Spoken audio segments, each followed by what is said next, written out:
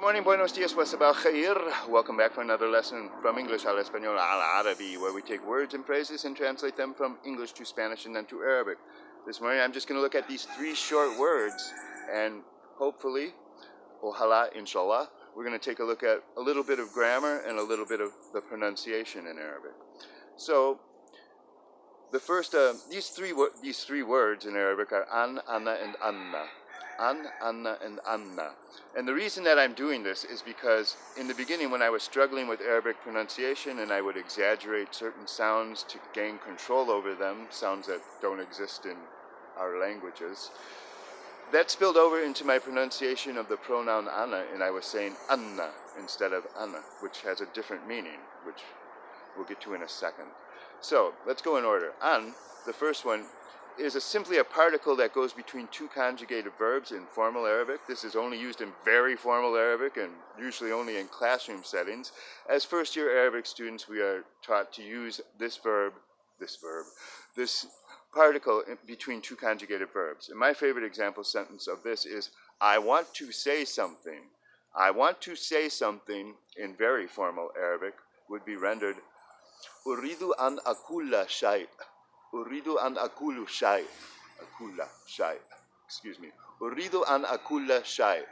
Uridu is I want. So we don't have to use a subject pronoun because just like Spanish, we know who the subject is or what the subject is of the sentence by the conjugation of the verb.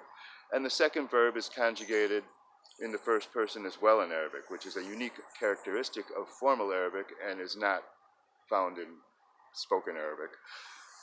So we have to put this particle an between the two verbs, because what we're really saying in formal Arabic is, I want that I say something.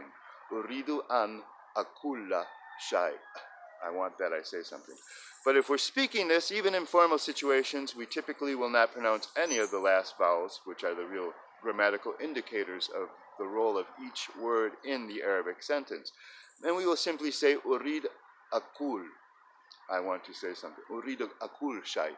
And usually in spoken Arabic, nobody uses the particle an between their verbs. So moving right along, the second one is aNa, the subject pronoun, the word for I. So as I said, we don't really need to use it in the subject sentence, so we could say, Ana idrus luqa al-Arabiya. Ana idrus luqa al-Arabiya. I study the Arabic language. Ana idrus luqa al-Arabiya. I study the Arabic language. Ana. And then we get to the particle aNaA with two N's. And that was where I got confused because that double N sound doesn't exist in other languages, and it's a little bit hard for the Western ear to pick up on it, aNaA. And this is a particle that means because, and it's often used to start a sentence in very formal Arabic, but it has a very common use in both spoken and written Arabic, and that is li'annahu, li'annahu. Li'annahu is that particle with a attached preposition in front of it and an attached subject pronoun on its tail. So it's li'annahu. Li for aNaA, because who, it. So it's really because of it. And this is not to be confused with the other way to say because in Arabic, and that's bisabab. And that's usually easy to remember for me because it has the same rhythm as my American because of the bisabab. And I'm going to stop it right there before it gets any more confusing, but that's the difference between aNaA, and aNaA.